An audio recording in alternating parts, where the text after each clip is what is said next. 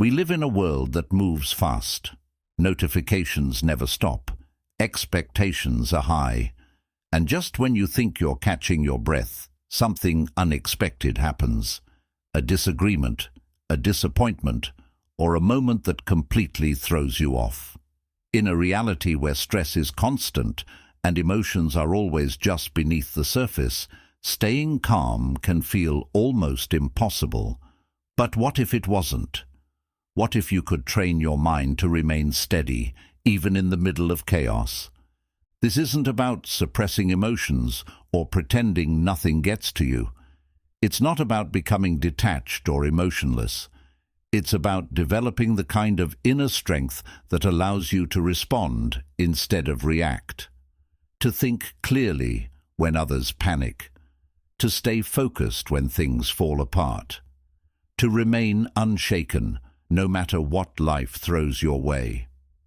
The truth is, calm isn't something you're born with. It's something you build. It's a mental skill, just like focus or discipline. And with practice, it becomes a habit, a natural part of who you are. In this episode, we're going to explore 10 unbreakable mental rules that will help you develop that habit. These aren't abstract ideas or motivational fluff. They're real, practical principles that you can start applying today to take control of your emotions, your energy, and your mindset. Whether you're navigating conflict, facing setbacks, or just trying to keep it together in a noisy world, these rules will guide you toward a stronger, more centered version of yourself. A version that doesn't get easily shaken. One that doesn't hand over peace just because the situation is difficult. A version of you that stays calm, focused, and unbothered. Let's begin. Rule 1. Don't let emotions choose your actions. Your emotions are real, but they aren't always right. They can rise quickly, cloud your thinking, and push you toward decisions you'll later wish you hadn't made. Everyone has experienced that moment of regret after reacting too fast, snapping at someone in anger, making a choice based on fear, or saying something you didn't really mean. It feels like the emotion was in control and you were just along for the ride, but it doesn't have to be that way. Emotional discipline starts with one key truth. You are not your emotions. You experience them. You feel them, but they don't have to decide your next move. The most mentally strong people aren't those who feel less. They're the ones who know how to pause. They've trained themselves to separate what they feel from how they act. The space between an emotion and your response is where your power lives. When you can recognize what you're feeling and choose not to be ruled by it, that's when you begin to master your mind. Imagine you're in a conversation and someone says something disrespectful. Anger hits immediately. Your instinct is to lash out. But instead you pause. You take a breath. You decide to respond calmly, or maybe not at all. That one decision, that small moment of control, prevents the situation from escalating and preserves your peace. You didn't ignore the anger, but you didn't let it run the show either. Stoic philosopher Epictetus said, "It's not things that upset us, but our judgment about those things." In other words, it's not what happens, but how we choose to interpret and respond to it. You won't always have control over what people say or do, but you always have control over what you do next. Practicing this starts small. When you feel yourself getting triggered, pause. Identify what you're feeling. Ask yourself whether reacting from that emotion will help or hurt you. Most of the time, it won't help, and knowing that gives you a chance to choose something better. Your strength doesn't come from never feeling upset. It comes from choosing your response with intention, and every time you do, you reclaim a little more control over your life. Rule 2. When provoked, protect your power. There's a specific kind of moment that tests you, The moment someone says something designed to get under your skin, it might be a sarcastic comment, a passive-aggressive jab, or a direct challenge to your confidence. In that moment, your pride wants to speak. Your ego wants to prove something.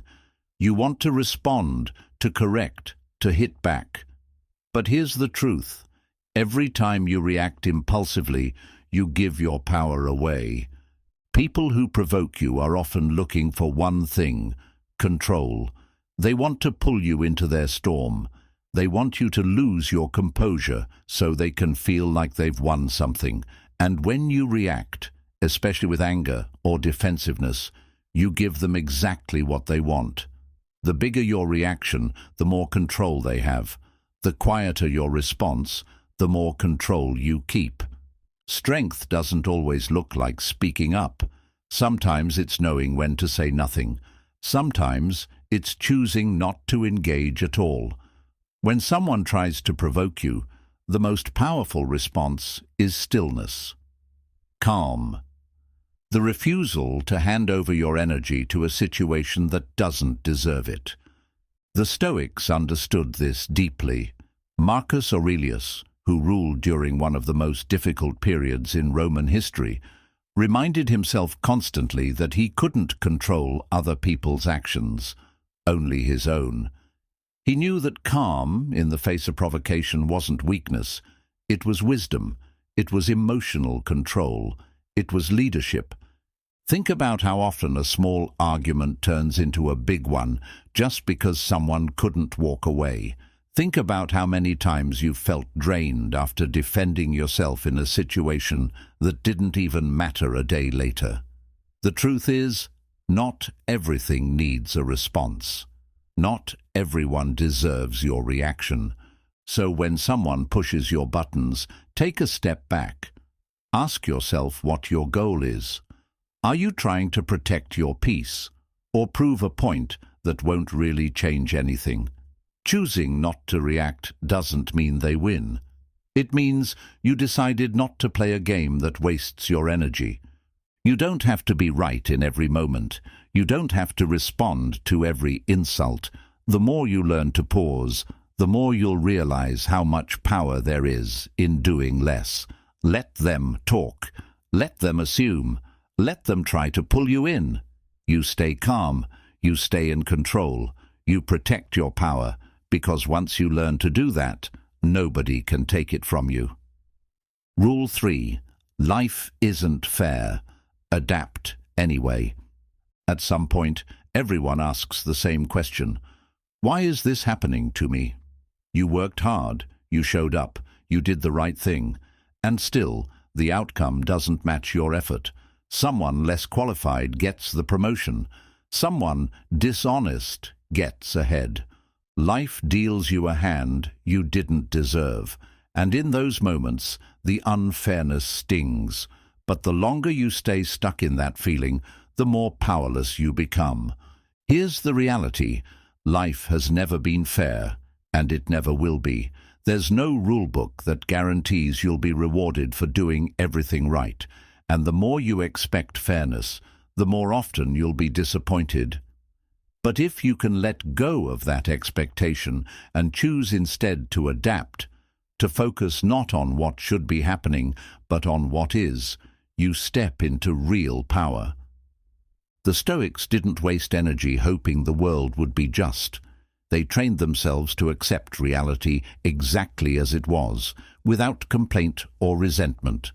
Marcus Aurelius wrote, "You have power over your mind, not outside events." That mindset changes everything. Because when you stop fighting the fact that life is unpredictable, you start directing your energy where it actually matters, your response. Think about a setback you've experienced, something that felt deeply unfair. Maybe you were overlooked, misunderstood, or treated poorly. You could stay bitter, you could complain, but neither of those reactions moves you forward. What does? Accepting what happened, processing it, and then asking, what's my next best move? This doesn't mean giving up on justice or letting others walk all over you. It means accepting that the world doesn't owe you anything and you don't need perfect conditions to rise. You just need to be adaptable, resilient, focused on what you can control instead of constantly reacting to what you can't. So when life feels unfair, don't get stuck asking, "Why me?" Instead, ask, "What now?" That question moves you. That mindset frees you. You stop waiting for the world to change and start changing yourself, your habits, your attitude, your approach, and that's what builds mental strength. Fair or not, life will challenge you, but if you're willing to let go of how things should be and respond to how they are, there's almost nothing you can't handle. Adaptability isn't surrender, it's strategy. And in an unfair world, it's your greatest advantage. Rule 4. Stop explaining yourself. Your life doesn't need approval. There's a quiet pressure many of us feel, the need to explain ourselves, to justify our choices, to make sure people understand why we did what we did. Whether it's your career, your lifestyle, your relationships, or even your beliefs, there's this constant temptation to offer explanations to the people around you, hoping they'll understand, approve, or agree. But here's the truth. You don't owe anyone an explanation for living your life in a way that feels right to you. The more you try to be understood by everyone, the more you water yourself down. You start making decisions based on how they'll be received instead of whether they align with your values. And in that process, you lose touch with yourself. Not everyone will understand your path, and they don't need to. Your life is yours. Your decisions are yours. Your reasons are yours. People may question you, they may criticize, they may assume, but you are not responsible for making them comfortable with your truth. Marcus Aurelius wrote, "Waste no more time arguing what a good man should be. Be one." You don't need to explain yourself when your actions already reflect your integrity. Let your life speak. Let your consistency speak. Let your peace speak louder than any defense ever could. Think about a time when you made a decision that was right for you, but misunderstood by others. Maybe it was walking away from a relationship, leaving a job, setting a boundary, or taking a risk. And maybe people questioned you, doubted you, or even judged you. But deep down, you knew it was the right move. That's all that matters. Explaining yourself again and again only opens the door for others to weigh in on something that was never theirs to approve. And the truth is, those who genuinely respect you don't need long explanations, and those who demand them rarely have your best interest in mind. So the next time you feel that urge to over-explain, to convince someone of your why, pause. Ask yourself, do I need to say this? Or do I just feel uncomfortable not being understood? Then remind yourself, your life is not a group discussion. It's a personal journey, and the more you walk it with quiet confidence, the less validation you'll need. Stop explaining, start embodying, let your clarity, your calm, and your consistency speak for themselves. That's all the explanation you'll ever need. Rule 5. Your mood is yours. Stop giving it away. How many times have you said, "They ruined my day," or "That just put me in a bad mood"? It's one of the most common things people do. Blame their emotions on someone else's words, actions, or attitude. And while it might feel justified in the moment, here's the hard truth. The moment you let someone else control your emotional state, you hand over your power. Your mood belongs to you. It's your internal environment, and no one should have access to it unless you invite them in. But most people give it away for free. A rude comment, a dismissive tone, an unexpected inconvenience. That's all it takes to throw them off course for hours, sometimes days. And that's exactly what emotional vulnerability looks like. Not being sensitive, but being easily controlled. The Stoics believed that external events don't disturb us, our interpretations do. Epictetus taught that we're not victims of what happens to us, but of how we choose to respond. If someone disrespects you, you can get angry and let it consume your peace. Or you can recognize that their behavior says more about them than it does about you. That simple shift in perspective can make the difference between a ruined day and a resilient mind. Let's say you're having a good day, and then, out of nowhere, someone says something careless or insulting. You feel that heat rise in your chest. You feel your energy drop. You start replaying what they said, maybe even planning what you'll say back. But if you pause and ask, do I really want to give this person control over how I feel? You create space, and in that space, you take your power back. This doesn't mean ignoring your emotions. It means acknowledging them without letting them take over. It means realizing that you're the one behind the wheel, and while emotions may enter the car, they don't get to drive. The more you practice this, the more you realize how little control other people actually have, unless you give it to them. So the next time your mood starts to shift because of someone else's words or behavior, stop and ask yourself, is this worth my peace? If it's not, let it go. Breathe, recenter, refocus. Because once you take ownership of your emotional state, your life changes. You're no longer reactive. You're grounded. You become the calm in the storm. Protect your mood like it's something valuable, because it is. And once you stop giving it away to people who didn't earn it, you'll realize how steady your life becomes. Rule 6. Silence is strength. Use it to stay in control. In a world where everyone rushes to respond, where people are quick to react, defend, argue or prove a point, silence feels uncomfortable. It feels unnatural. But silence, when used with intention, is one of the most powerful tools you have. Because silence doesn't mean you don't have a response. It means you've chosen not to waste it. When someone disrespects you, challenges you, or tries to get a rise out of you, your ego wants to fight back. You want to correct them, defend yourself, or teach them a lesson. But ask yourself, how often has reacting in the heat of the moment actually improved the situation? Most of the time, it only escalates things.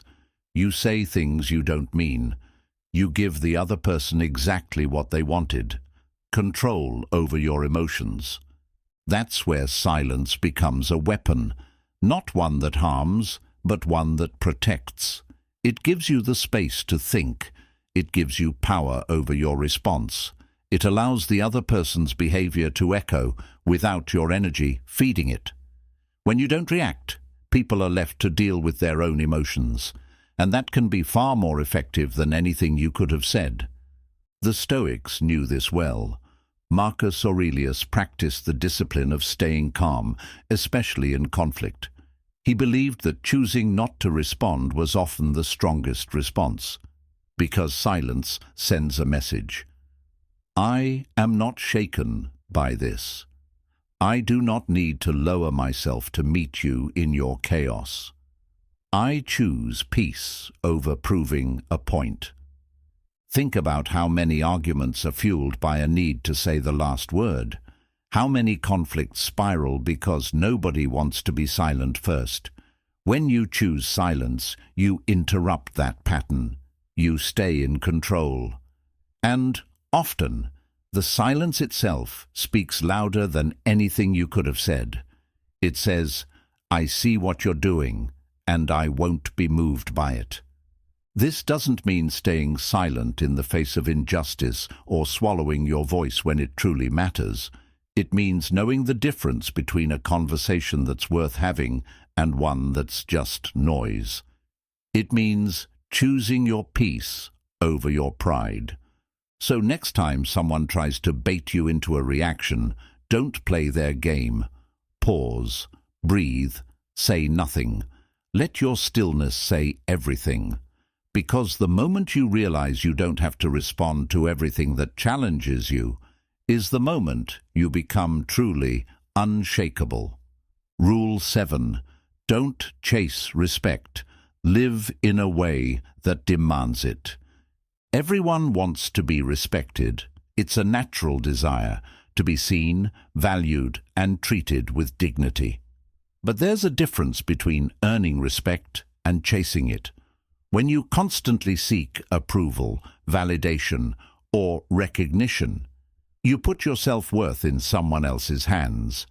And the harder you try to gain respect through words or explanations, the more it slips away. Real respect isn't asked for. It's not something you convince people to give. It's something that's earned through presence, character, and consistency. It's built by how you carry yourself, especially when no one's watching. When you show discipline, keep your word, and stay calm under pressure, people notice, even if they don't say it out loud. You don't need to explain yourself. Your actions do that for you. The Stoics understood this deeply. They didn't chase praise or attention. They focused on living in alignment with their values, regardless of what others thought. Marcus Aurelius never wrote to impress people. He wrote to keep himself grounded. And in doing so, he became one of the most respected leaders in history, not because he demanded it, but because he embodied it. Think about someone in your life you respect. It's probably not because they're loud or constantly reminding you of their worth. It's likely because they show up with integrity. They speak less, but mean more. They follow through. They don't need to be seen. They just are. That's what true respect looks like. It's not attention. It's admiration that grows over time. So instead of trying to be liked or recognized, focus on living in a way that leaves no room for doubt. Lead by example. Let your consistency, your calm, and your standards speak louder than any words ever could. Don't tell people who you are. Show them. And if they still don't respect you, that's their limitation, not yours. When you stop chasing respect and start living in a way that naturally commands it, something shifts. You become less concerned with how others see you and more committed to how you see yourself. That's the foundation of quiet confidence. And once you build that, you won't need to demand respect, because people will give it to you without being asked. Rule 8. Don't share your weaknesses with those who can't handle them. Vulnerability is powerful, but only when it's placed in the right hands. Sharing your struggles, your fears, or your pain with someone who can't support you, guide you, or hold that space for you doesn't build connection.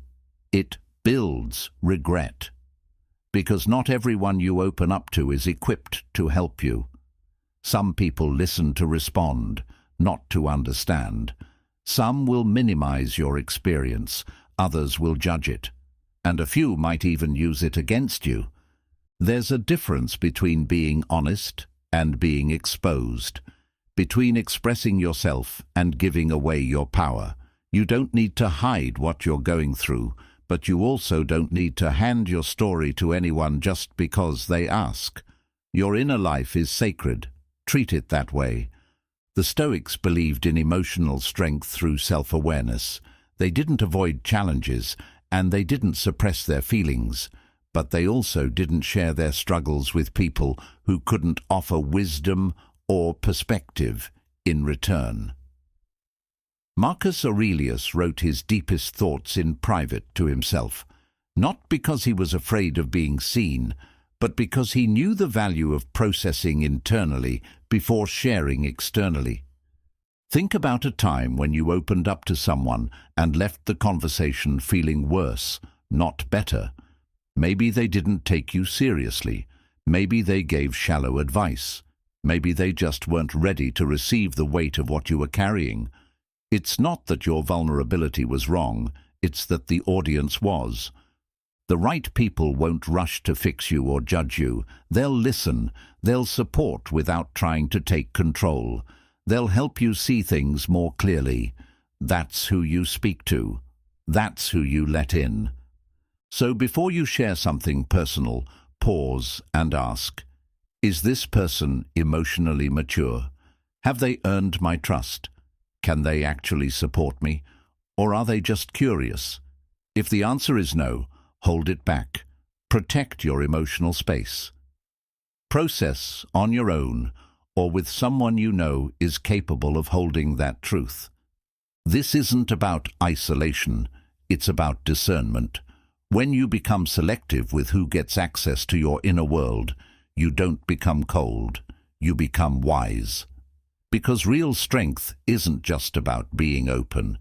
It's about knowing when, where, and with whom to open up. Your story, your struggle, your healing, it's not for everyone. Choose your circle carefully, and never confuse attention with understanding. Rule 9. Don't argue with emotional people. Let them tire themselves out. Some arguments aren't about clarity, they're about chaos, and once emotion takes over, logic leaves the room. You've probably been in a situation where someone is upset, loud, or defensive, and you try to reason with them. You stay calm, you make your point, but no matter what you say, it only makes things worse. That's because when someone is emotionally charged, they're not listening, they're reacting. And if you engage, you get pulled into their storm. Trying to win an argument with someone who's ruled by emotion is like shouting over a fire alarm. It doesn't matter how right you are, no one's going to hear you. Instead of trying to match their energy, the better move is to step back. Let them vent, let them talk, let them spin themselves into exhaustion while you remain still. That's not weakness, it's control. The Stoics warned against getting dragged into other people's emotional chaos. Epictetus taught that engaging in irrational disputes weakens your own clarity. You start compromising your values just to prove a point. And in the end, nothing productive comes from it. You walk away drained, frustrated, and often unheard. Think about how many times you've been pulled into arguments that never should have started. A friend, partner, or colleague loses their temper. You try to stay calm, but they push and push until suddenly you're matching their volume. Now, you're not solving anything, you're just reacting. And afterward, you wonder why you even got involved. The truth is, not every situation deserves a response. When someone is too emotional to hear reason, the best response is distance, not as punishment, but as protection. You're not avoiding the problem. You're refusing to become part of their emotional spiral. You're preserving your energy, your clarity, and your peace of mind. Next time you find yourself in one of those moments, pause. Ask yourself, is this person in a state where communication is even possible? Will anything I say right now actually lead to understanding? If the answer is no, choose silence. Choose to walk away. Let them burn out their own fire while you remain untouched. Because sometimes the smartest thing you can do isn't to argue your side, it's to say nothing at all. Let them talk. Let them react. Let them be seen for who they are, while you stay grounded in who you are. That's how you win, without saying a word. Rule 10. Stay cold-minded in hot situations. When everything around you feels like it's falling apart, the person who keeps their head becomes the one who leads. In moments of crisis, confrontation, or high pressure, your emotions will demand the spotlight. Anger wants to speak first. Fear wants to run. Ego wants to fight back. But the ability to stay calm, truly calm, when the situation is tense, is one of the most valuable mental skills you can develop. Most people are reactive. They let the moment control them. They say things they don't mean.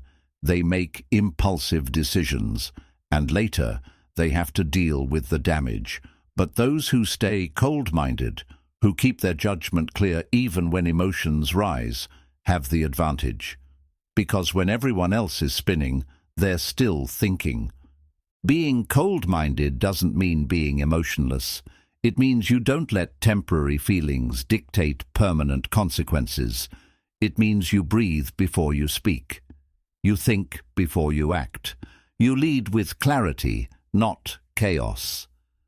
The Stoics trained for this kind of control. Marcus Aurelius reminded himself daily that the external world may bring stress, loss, or injustice, but none of that had power over his internal world unless he gave it permission. His calm wasn't passive. It was a choice, a practiced intentional response to life's uncertainty. Imagine being in a situation where something goes wrong, suddenly, publicly, and without warning. Most people would panic. You don't. You stay still. You take in the facts. You plan your response.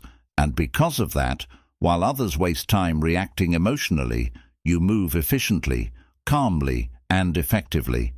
That's cold-mindedness, and it separates people who crumble under pressure from those who rise. To build this kind of mindset, you have to train it in small moments. When someone frustrates you, don't lash out. When plans fall through, don't complain, adapt. When you feel overwhelmed, don't rush, slow down. Every time you choose to stay centered instead of emotional, you build that inner muscle. You get better at holding the line. So the next time you're in a heated situation, remind yourself, urgency is not clarity.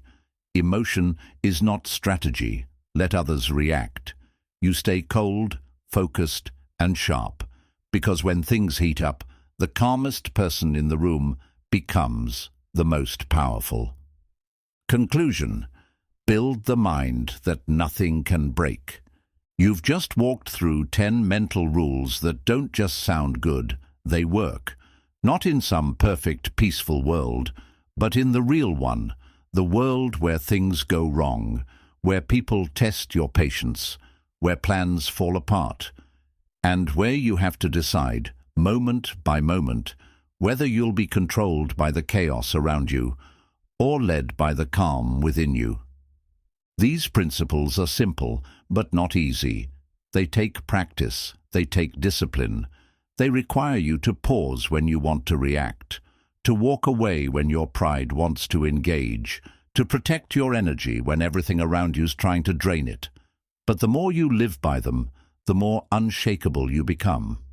You've learned that your emotions don't get to choose your actions, that provocation is a trap, and silence is power, that fairness is a myth, but adaptation is strength, that your mood is your responsibility, that your peace doesn't need to be explained, that respect should never be chased, and that your vulnerability deserves protection. You've seen how staying calm isn't about being passive, it's about being precise, cold-minded, clear-headed, and in control.